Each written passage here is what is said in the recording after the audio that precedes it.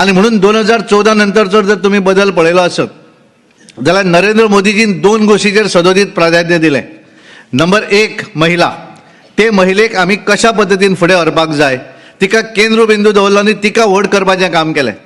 तिका बऱ्या तरेचो रिस्पेक्ट कसो मेळटलो समाजा भितर, तिका सन्मान कसो मेळटलो, तिचो आर्थीक तिची जी जबाबदारी आसा घरांतली ही जबाबदारी पार पाडपाक तिका आर्थीक कशा पद्दतीन आमी मदत करपाक जाय, हें सगळें जें आसा तिका केंद्र बिंदू दवरली आनी केलें.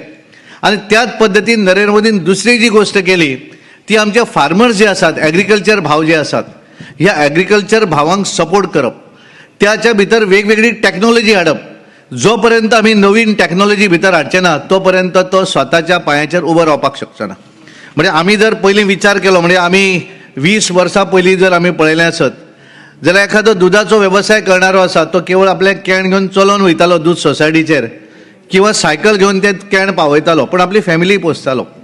आज जर आमी पळयलो त्याच्या भितर बदल जर आज पळयलो आसत जाल्यार जो मनीस ते दोन्ही कॅन घेवन हातीन घेवन चलोवन वयतालो तो आज आपली स्कूटर घेवन वचपाक लागला, तो किंवा आपली 4 व्हिलर घेवन वचपाक लागलो, जेणे जसो धंदो वाडयलो, कारण सरकारान ताका मदत करपाक सुरवात केली.